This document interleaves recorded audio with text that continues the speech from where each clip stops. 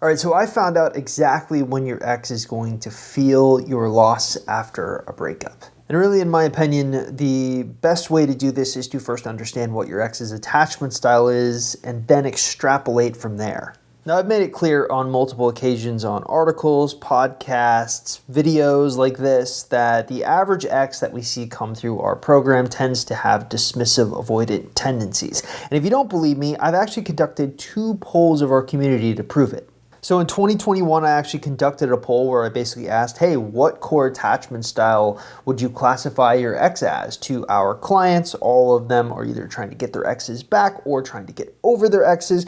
And 336 people voted, and out of those 336 people, 68% said that their ex had dismissive, avoidant tendencies. But if that wasn't enough proof for you, I also conducted a poll back in 2020 where I asked the exact same question. But that time, actually, more people ended up voting, 492 to be exact. And out of those 492, 58% of the people said that their ex is avoidant. So what does this mean? Well, ultimately what it means is that it's very, very likely, if you play the odds, that your ex is going to have dismissive, avoidant tendencies.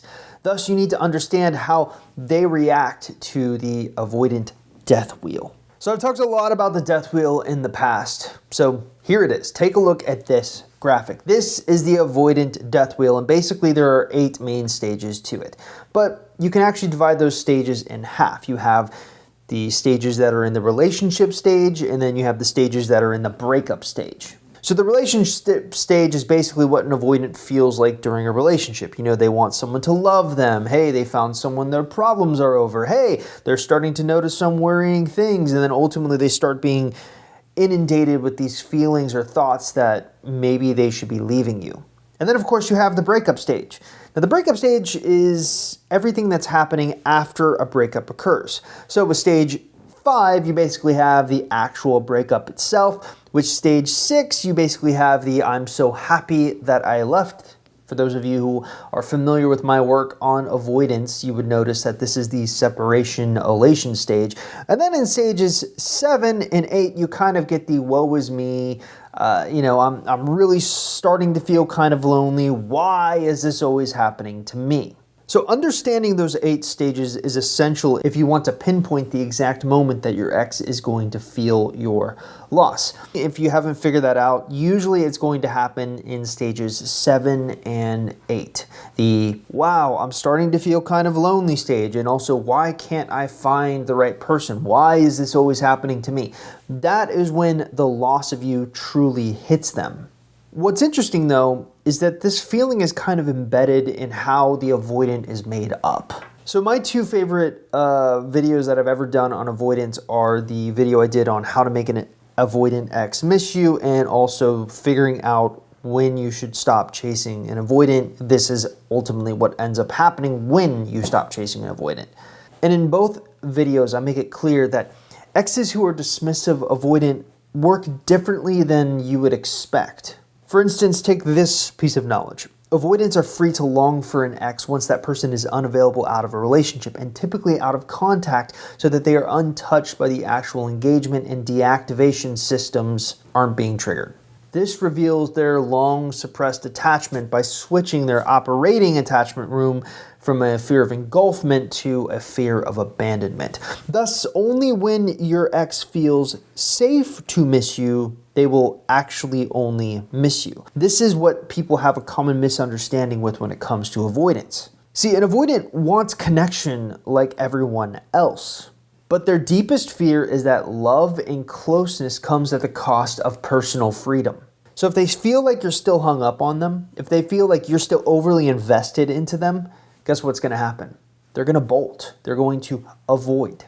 So in order to get to the stage where your avoidant ex is feeling your loss, you're going to have to do something different than you expected. You need to get over them. And this is a huge paradigm shift pretty much for everyone that I've ever worked with, because it doesn't make sense in your logical brain. Getting over them will actually help make them come back. But oftentimes the only way that this stage, the stage 7 and 8 stages of the avoidant death wheel, are triggered is if they feel safe to miss you. And the only way they feel safe to miss you is, guess what? If you move on from them, if you're non-threatening, if they don't feel like you want them back anymore, then they can kind of feel comfortable to reminisce about the breakup, which often will trigger them in stage 7 and 8. But we're here to figure out when exactly that's going to happen. So last year I actually came up with this really cool legend to describe the average timeline of the relationship side of the death wheel.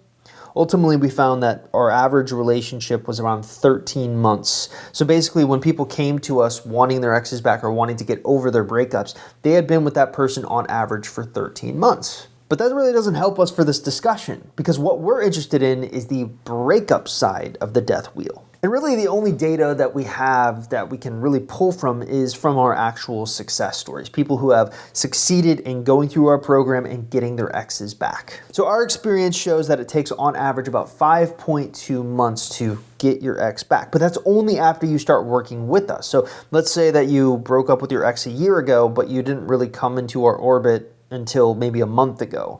Well, it's only counting from when you start working with us. So it's kind of imperfect, but it gives us a direction to start in. So if it's true that getting to stage 8 of the death wheel takes 5.2 months, then probably when they're going to start feeling your loss is going to be about a month before then. So around 4 to 4.2 months is when you can expect your ex to start feeling your loss. But I'm kind of glossing over one really important prerequisite. So this timeline only really works if you're able to get over your ex. So I think it's best to look at this in kind of a very cause and effect manner. So you have the playing the odds that your ex is probably an avoidant. This probably means that in order for them to feel your loss, they need to have permission to miss you. And the only person to give themselves permission is, well, themselves.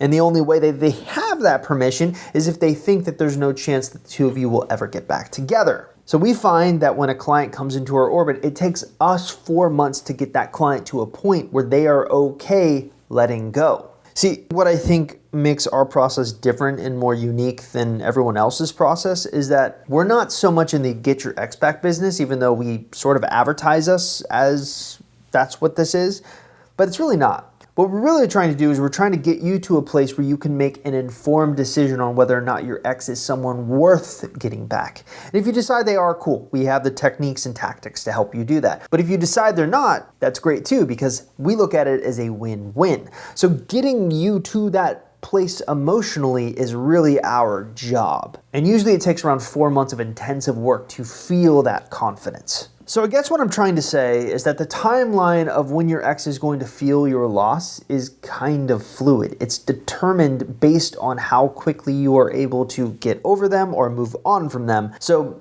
if it takes you quicker, then guess what? The timeline of which they're going to feel your loss is most likely going to be quicker. If it takes you longer, if you give into your anxiety, the opposite can actually happen. By consistently engaging in anxious behaviors, you could actually have the opposite effect where you actually scare your ex off and they don't feel a fear of loss for you at all. So in a cool / weird way, you are the master of your own fate.